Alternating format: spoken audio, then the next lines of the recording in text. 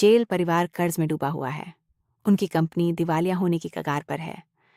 निवेशक अपना निवेश वापस ले रहे हैं। बैंक भी पीछे पड़े हैं।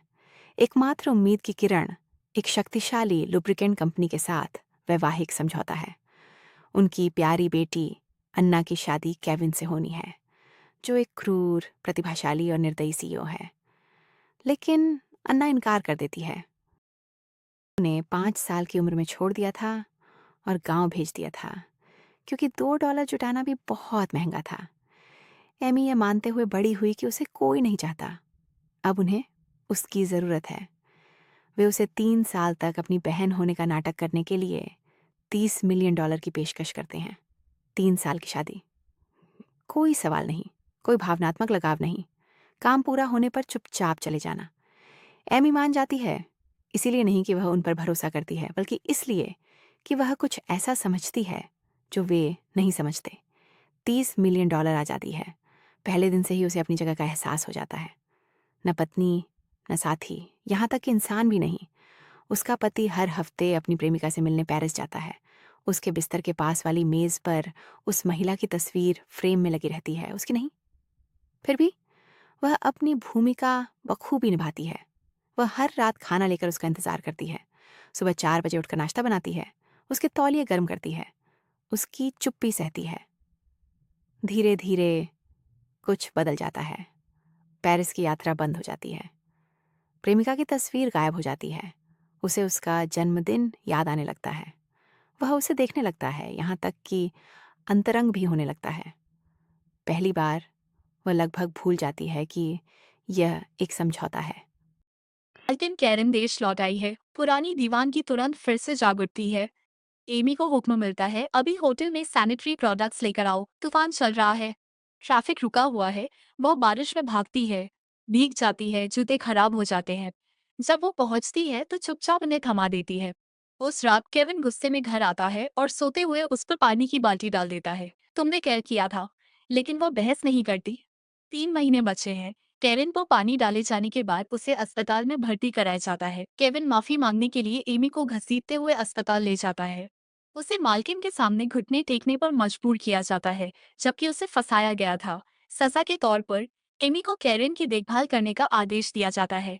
कैरेन उससे अपने पैर धुलवाती है, फल साफ करवाती है और कूड़ा फेंकवाती है।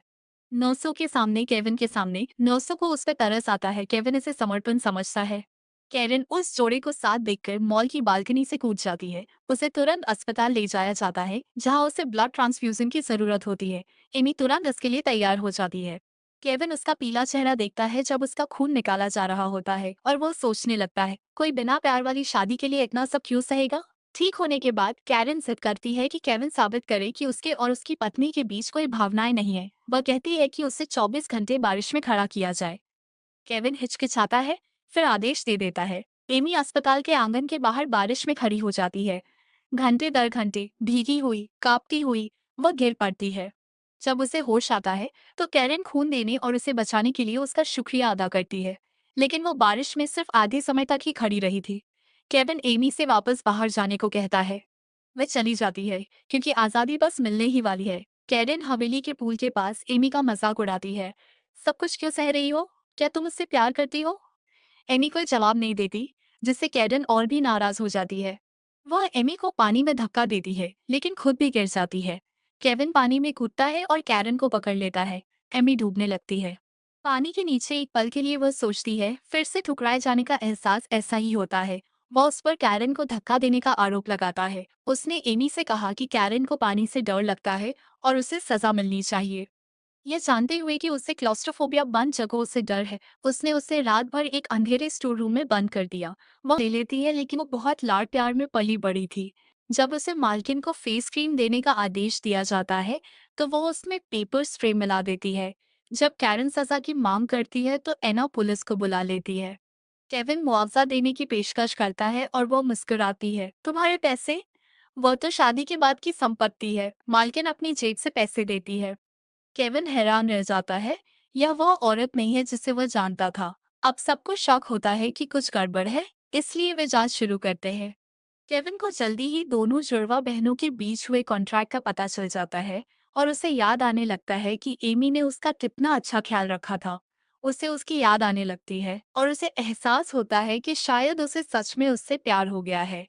केविन अपनी पूर्व पत्नी को खोजने का मिशन शुरू करता है।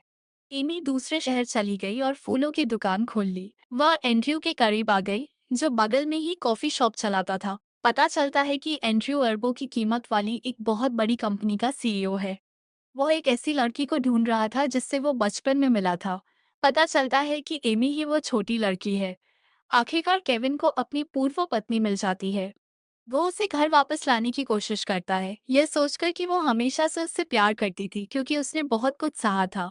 वो कहती है कि वो उन 3 सालों तक उसके साथ सिर्फ पैसे और अपनी आज़ादी के लिए रही थी। उसने कभी उससे प्यार नहीं किया।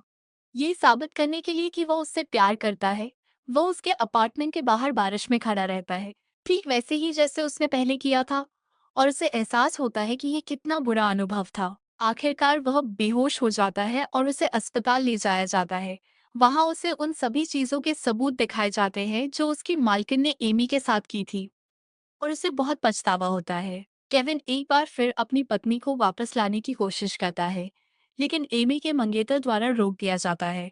एंड्रू अपनी असली पहचान बताता है और केविन को एहसास होता है कि वह उसका मुकाबला नहीं कर सकता। वह एक चाल चलता है और एमी को किडनैप कर लेता है। वह एना से एमी की जगह लेने और एंड्रयू से शादी करने के लिए कहता है। एंड्रयू बहुत चालाक है और उसकी चाल को तुरंत समझ जाता है। वह एमी को बचाता है और सभी को जेल भेज देता है। इस बार उस छोड़ी हुई बेटी को चुना जाता है, उसकी सुरक्षा की जाती है और उससे प्यार किया जाता है। इस तरह के और वीडियो के लिए सब्सक्राइब करें।